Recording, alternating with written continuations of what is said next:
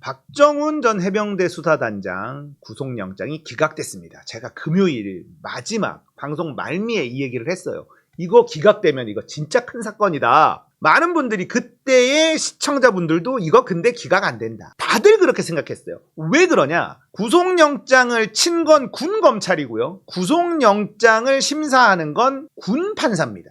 군 판사가 뭐냐? 제일 하급이에요. 하급. 힘이 없습니다. 국방부 장관 휘하에 있는 사람들이에요.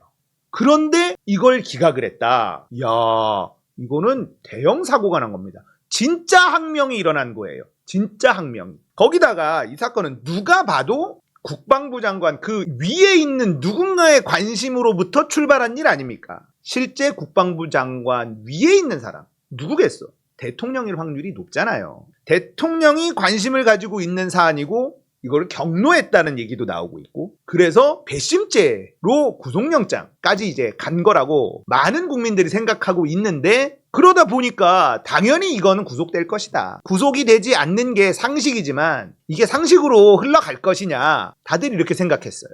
그런데 구속영장이 기각됐다. 이거는 심각한 레임덕이 이제 시작됐다라는 뜻입니다. 사실 공무원 사회에서는 이미 레임덕은 시작이 됐어요. 왜 그러냐? 문제가 생기면 윗대가리는 아무도 책임을 안 져. 실무진들만 개고생을 합니다. 구속되고 감옥 가고. 자, 이런 상황에서 어떤 공무원이 일을 하려고 하겠습니까? 요즘에 공무원 사회에선 좋은 자리로 승진하는 걸 꺼려하는 분위기가 팽배하다고 합니다. 왜냐? 그만큼의 책임을 지게 되니까. 윤석열 정부에서는 그냥 한직으로 가는 게 남는 장사다. 이런 얘기가 공무원 사회에서 돌고 있다. 이런 얘기가 나온 게 어제 오늘의 일이 아닙니다. 꽤 됐습니다. 근데 공무원들 사이에서는 이미 레임덕이 진행이 되고 있고, 이런 상황에서 군마저도 대통령의 심기를 건드리는 짓을 한다. 이건 뭐냐? 할만하니까 한 거다라는 겁니다. 할만하니까. 자, 군 판사가 국방부 장관이 직접 내리꽂은 짓이 구속영장. 이걸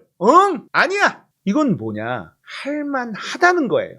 분위기가 그렇게 무르익어갔다는 뜻으로 저는 해석합니다. 박정훈 대령, 우리가 생각하고 있는 군인이잖아요. 우리가 생각하고 있는 군인입니다. 이분이 대단히 위대하냐? 아니요. 그냥 상식에 맞게 움직이신 분이에요. 그런데 우리는 박정훈 대령을 매우 훌륭한 사람이다라고 막 칭송하고 있죠. 이게 비상식적인 사회이기 때문입니다. 자, 박정훈 대령은요, 아무런 죄 없는 사병이 윗선에 지도부의 잘못된 지시로 목숨을 잃는 사건, 이거에 대해서 조사를 했고 그 억울한 죽음을 억울하지 않게 만들기 위해 노력한 것 뿐입니다. 이건 그냥 자연스러운 일이고 너무나 상식적인 일이었어요. 그런데 이게 비상식처럼 보이는 세상이 지금 현재의 사회라는 거죠. 이게 윤석열 정부의 대한민국이라는 겁니다. 이런 분이 박수받는 사회는 건강하지 않은 사회라는 거예요. 이런 분이 이런 일을 하라고 조직이라는 게 있고 시스템이라는 게 있는 거잖아요. 그런데 이 조직과 시스템은 이런 사람을 찍어내기를 하려고 하고 괴롭히려고 하고 있었던 겁니다. 그런데 끝까지 이분은 굽히지 않고 최상병의 억울한 죽음을 밝혀내기 위해, 그 진상을 밝혀내기 위해 자신이 맡은 바 소임을 다한 것뿐이죠. 이게 어려운 상황이에요. 이런 게 어려운 세상이 지금 현재 윤석열 정부의 대한민국이라는 것. 군 판사가 위에서 관심 있게 찍어 내려온 구속영장을 기각했다라는 건 그 판사가 굉장히 정의로운 판사일 수도 있겠지만 그럴만하기 때문에. 그리고 구속영장을 청구했을 때 그 영장을 심사하는 판사가 누군지 국방부 장관이 몰랐겠습니까? 알고 했을 거란 말이에요. 여론이 어떻게 흘러가든 말든 일단 박정훈부터 구속시키고 봐라. 이런 플랜으로 갔을 거고 기각된다라는 건 생각도 안 해봤을 거예요. 그렇게 생각하는 게 저는 합리적이다 라고 생각을 하는데, 그럼에도 불구하고 이건 너무 이상하다. 기각을 결정을 했다라는 거.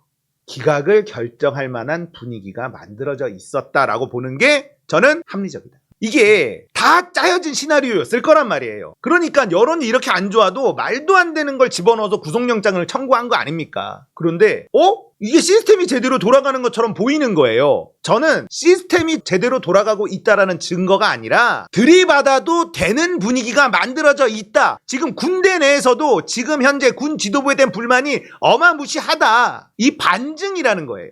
저는 이렇게 해석합니다. 군대가 그렇게 합리적인 곳이 아닙니다. 군대라는 조직은 매우 비합리적인 조직입니다. 그런데 이런 일이 벌어졌다. 이건 그래도 되는 분위기, 그래야만 되는 분위기가 군대 내부에 이미 조성돼 있다, 이렇게 해석하는 게 타당하다. 이 사건은요, 이재명 대표의 단식과 함께 흐름상 매우 중요한 사건이다 라고 보는 거예요. 여러분들이 도대체 이 나라가 어디까지 갈런지 매일매일 한숨만 나오고 스트레스 받고 이러잖아요. 분명한 건 엄청난 사건이에요.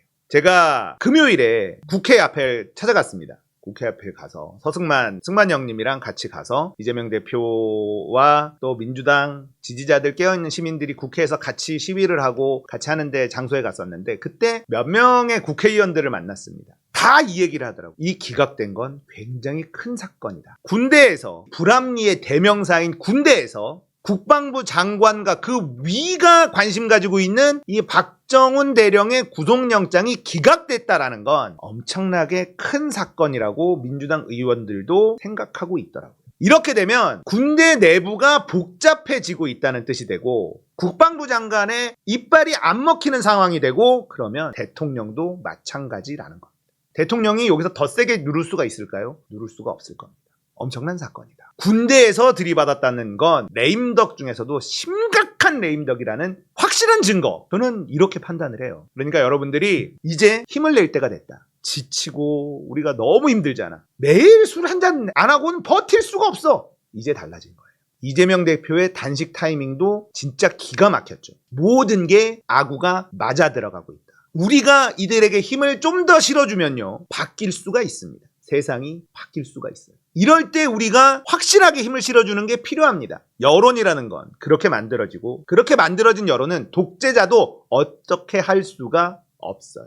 우리는 그걸 박근혜 탄핵이라는 그 국면에서 몸으로 체득한 바가 있죠. 자, 박근혜 탄핵이라는 거 우리가 경험해보지 않았으면 계란으로 바위치기다 이런 생각을 할 텐데, 우리는 그 경험치가 있어요. 우리가 모여서 함께 목소리를 냈더니 실제로 되더라. 권력을 갖고 있는 사람을 끌어내리는 게 되더라. 우리는 그런 경험치가 있습니다. 이제 뭉칠 때가 온 거예요. 계란으로 바위치기, 그건 이 5년짜리 권력이 겁없이 국민에게 던지는 게 계란으로 바위치는 거라는 걸 보여주면 됩니다. 우리가 바위고 저들이 계란이에요. 우리가 뭉치면 5년짜리 알량한 권력으로는 절대 깰 수 없는 바위가 된다는 걸 기억하시면 됩니다. 모든 게 그 방향으로 흘러가고 있다. 이제 시작이다. 아시겠죠? 쫄지 말고 뭉치면 탄핵이 가능합니다. 탄핵 사유는 차고 넘쳐요. 다들 눈치만 보고 있어. 부글부글 끓고 있어. 그런데 그래도 살아있는 권력이니까 무섭잖아요. 문제는요, 겉으로 보기엔 멀쩡해 보여도 이미 끓고 있었어요. 물을 끓일 때 100도가 되지 않으면 밖에서 봤을 땐 티가 하나도 안 납니다. 100도가 돼야 물이 끓기 시작하고 거품이 뽀글뽀글 올라오기 시작하는 거죠. 이게 99도만 돼도 큰 차이가 없습니다. 그래서 저는 임계점이라는 말씀을 계속 드렸고, 그 임계점이 올 때까지 끊임없이 우리는 바뀌고 있었어요.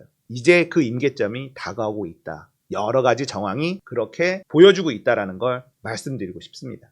쫄지 말고 우리가 힘을 합치면 계란으로 바위 치는 건 저들이고 우리가 바위가 될 수 있다는 걸 꼭 기억해 주시길 바라겠습니다.